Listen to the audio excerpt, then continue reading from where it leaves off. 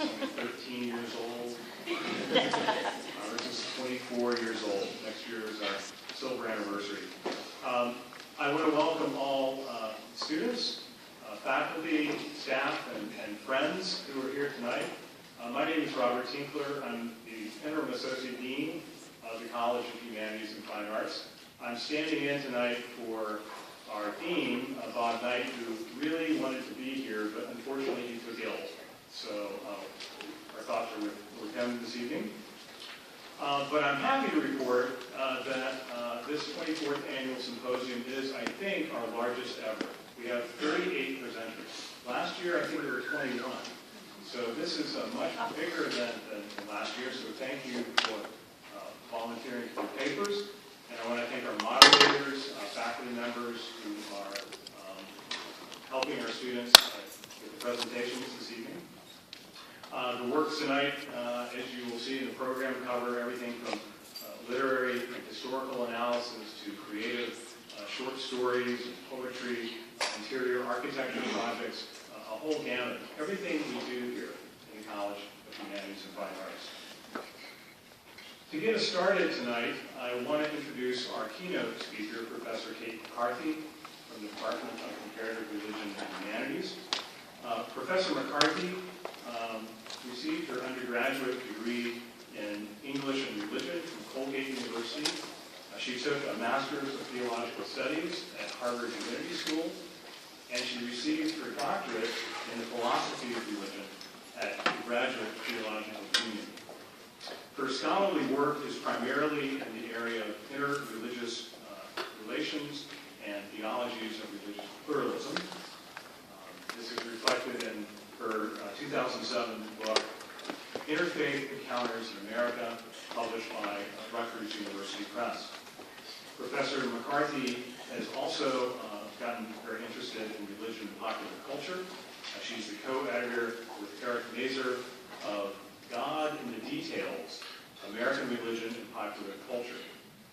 The second edition of this was recently printed by Routledge Press. Tonight, Professor McCarthy comes to us with a very provocative question. What are you doing here? I know I want to know the answer to that question, so please welcome with me, welcome me, yes.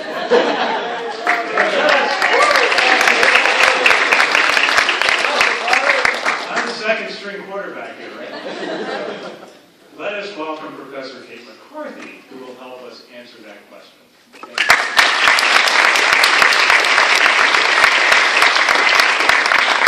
Thank you, Robert, and thank you all for being here tonight. This really is a delightful event, one of the best of the year. We call ourselves a college, but we don't get to come together as a unit very often. So these are special nights, and I hope you all enjoy it. And student presenters, I know that your stomachs are very nervous. I will talk fast, and you will get to your presentation, and it will go beautifully, and you can go home. The first time I was invited to deliver this address, I was 4 months pregnant with my first child. Last month, I drove that boy all over the Pacific Northwest on a tour of colleges. Perhaps the only real wisdom I have to share this evening is that we should take very good notes on this life because it flies by with ruthless velocity. The title of my talk is a simple, unironic question. What are you doing here? It's a real question. If you're in this room tonight, you're either a student committed to and good at work in the humanities and the arts, or you are a faculty member who has mentored such a student, or you're a family member who has provided loving support and probably many bank transfers, or you are a friend who has accompanied a student through one of those late-night, I just can't look at this project for another minute crises of confidence. These investments all suggest that we are a room full of people who believe in the value of the arts and humanities. But this is not supposed to be the case. The students presenting their work this evening are mostly part of the No Child Left Behind generation, who were taught to the tests, whose schools gutted their arts and music and creative writing programs as they fought for fewer and fewer crumbs of public funding.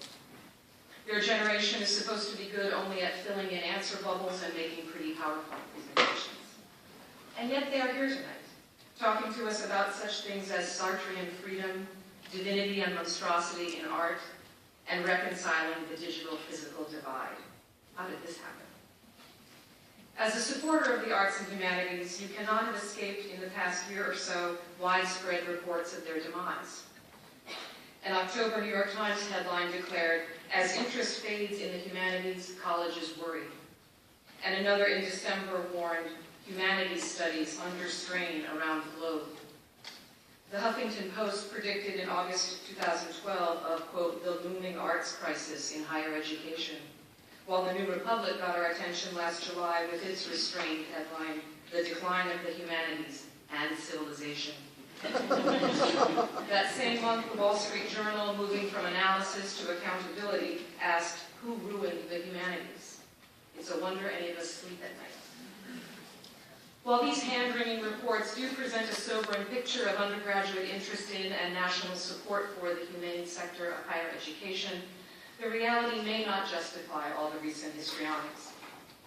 First of all, while it's true that between 1966 and 2010, degrees in the humanities fell from 14 to 7% of the total number of bachelor's degrees awarded nationally, most of that decline actually occurred in the 1970s, following a high peak in the 1960s. In truth, as two history professors writing in the Chronicle of Higher Education pointed out, if we apply a slightly longer time frame, say from the 1940s, what we really see is a period of large-scale fluctuation with a bubble in the middle. They note that a larger proportion of the student population is studying in humanities fields today than did so until that bubble decade of the 1960s. What's more, if fewer students are opting to major in these disciplines since the 1960s, it may be the result of wider social changes that aren't all that bad. Heidi Torah proposes, for instance, that the decline in humanities degrees is in large part a product of women broadening their academic choices beginning in the 1970s, opting more for the pre-professional fields for which they were historically deemed unsuitable. I have a hard time generating much anguish over that. So perhaps we should all just relax. In their own take on the supposed crisis in the arts and humanities, English professors Paul Jay and Gerald Graff argue in an Inside Higher Ed essay that humanists should be done already with what they call our ritualized lamentation for the field. But is lamentation really perhaps called for? The book of Lamentations in the Hebrew Bible opens with these lines.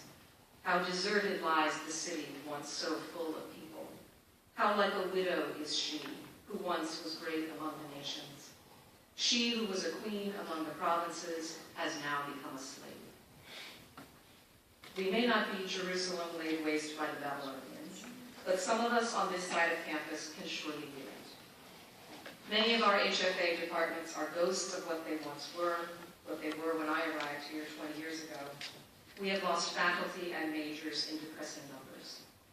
And as the university begins to emerge from a period of unprecedented reduction in public funding, the new normal seems to define the value of college education in language that most of us were never taught to speak. My colleagues know that the campus has recently begun the process of renewing the university's academic plan. As a first step in that process, all campus stakeholders, faculty, staff, students, administrators, were invited to participate in a series of possibility conversations, at which groups of us brainstormed our visions for the future of education at Chico State, what obstacles we face, and how we might overcome them. Summaries of those 61 conversations were recently made available to us, and I spent some time last week, a lot of time, combing through the 250-page report. Here are a few recommendations that emerged from one of those conversations. These are quotes. Redefine the inward-looking academy to think more like a business. We need to be industry-driven. Industry needs to be a part of the university. They should be integrated and should have the ability to vote to keep them engaged. Eliminate general education. Do not provide limited staff resources to support degree paths that do not align with the state's workforce needs. Okay, let the lamentation. We are mostly insulated from comments like these here in the PAC and in Trinity and Siskiyou halls. Well, okay, maybe not the crack about GE. You hear that everywhere. But these are the thoughts of our colleagues here on a college campus. What must they be saying in corporate lunchrooms and on talk radio and in legislative conference rooms. While the big numbers might not evidence a national crisis in the arts and humanities enrollments, we clearly face at least a perception problem. How on earth do studies of literature, art, philosophy, religion, language, music, and theater align with the state's workforce needs? What are we doing here? Lamentations emerge in a religious context of desolation and grief, crying out for help to a God who has absconded. Ritualizing the anguish in poetry and song allows the stricken to clarify what has happened and why it matters and what must be done. Perhaps the keening for our academic traditions serves a similar purpose. The defenses of the arts and humanities that emerge from these laments can usually be sorted into two types: the humanist as utility player argument and the high-minded humanist argument. The first finds our salvation in the transferable skills that one acquires in the course of a liberal arts education. You may have been studying 18th century British literature, but what you were really learning, unlike your business major roommate, was how to read difficult texts, how to write cogent paragraphs, how to sort good arguments from bad, how to apply theories to new contexts, all of which will give you an enviable edge as project manager for that software company or account rep for that medical devices firm or any of the other 6 or 7 careers you are likely to pursue over the next 40 or 50 years. This argument tends to work well with parents. The second argument disdains the notion of utility and insists that the arts and humanities have their own intrinsic worth, that your charge is nothing less than the preservation of civilization, and that to ask questions of practical value is akin to selling out. This argument is sometimes heard among students whose loans have not yet come due. But these two arguments, of course, present a false choice. I have never met a student who decided to major in comparative religion or history because it would teach him how to craft a sharp business memo, or in art or music because it would make her a creative problem solver on a marketing team, though these are no doubt common outcomes. And I certainly know of many who, at some point, after deflecting the awkward question from relatives and peers for years, have finally asked of an advisor, really, what can I do with this degree? The question of utility must be raised, and yet the love of the thing for its own sake, the play, the poem, the idea, must be honored. To insist that the arts and humanities are not for profit, as Martha Nussbaum does in her book of that title, is not to say that they lack utility, but to specify the kind of utility to which they should aim. The work of this college, the kind we will hear shortly, should not be conceived of as the luxury of elites or as a diverting pastime that must be put away when you put on your grown-up shoes. The real value of the arts and humanities and the measure by which we should judge our allegiance to them lies, I think, in pleasure. Not cheap plastic sitcom pleasure, but the genuine and sustained bliss that comes eventually when hard thinking meets real feeling. I think of poet Audre Lorde's essay on the erotic, which she understands not as the pornographic or even necessarily the sexual, but as the deep resource within each of us, the capacity for joy found, she writes, quote, in the way my body stretches to music and opens in response, hearkening to its deepest rhythms, so every level upon which I sense also opens to the erotically satisfying experience, whether it is dancing, building a bookcase, writing a poem, or examining an idea. And this is not a private or passive pleasure, but a creative and subversive one, because it makes us demand such satisfaction in all areas of life. She writes, the principal horror of any system which defines the good in terms of profit rather than in terms of human need, or which defines human need to the exclusion of the psychic and emotional components of that need. The principal horror of such a system is that it robs our work of its erotic value, its erotic power, and life appeal and fulfillment. Such a system reduces work to a travesty of necessities, a duty by which we earn bread or oblivion for ourselves and those we love. Having pursued the arts and humanities here, I hope you students find, will transform your work, whatever it is or becomes, from a travesty of necessities to something integral to your deepest desires, keeping you whole and affording you critical distance on that profit-driven system. Will your degrees get you all jobs in the fields you have studied? Probably not directly or immediately. Are they therefore not practical or useful? Hardly. And if this deep pleasure makes you want to safeguard the place of these disciplines in the academy, the courses that make you read whole books and watch whole plays, and figure out your own place in relation to centuries of arguments about what is true and good and beautiful, then I really hope you are in it for the long haul.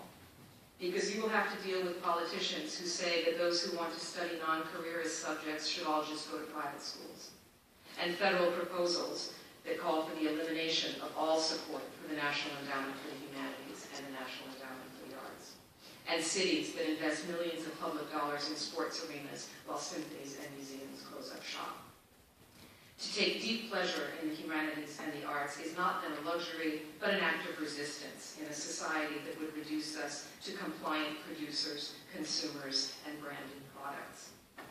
It should not be surprising, therefore, that so many of tonight's presentations pay attention to and seek to understand more complex and less visible identities, those of sexual minorities, those who live in two cultures, those who are disabled, those who rebel.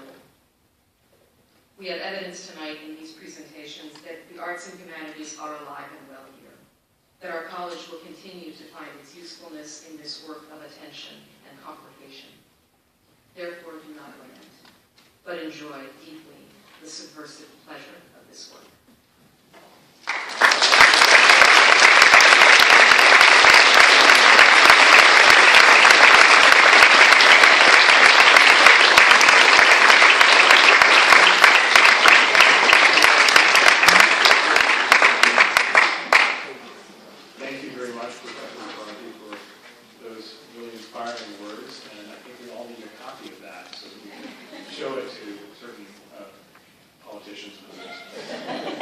So let me talk a little bit about logistics. Tonight we have two concurrent sessions. The first one begins at 6:30, and some of you, I think most of you, have little yellow programs that will tell you where you should be heading. If you don't have a little yellow program, find someone who does, and they can tell you where you need to go. We have sessions throughout the Performing Arts Center, PAC, and the first session lasts from 6:30 to 7:30. Then there's a 10-minute break after that. Second session begins at 7:40, lasts an hour until 8:40. When that's over, there's a reception in PAC 132, which is the room right next door to us here. And I hope to see all of you at the reception. Does anyone have any questions about logistics? Okay. So now's the time to go out into the lobby. There's coffee and tea, and then head on to the first session.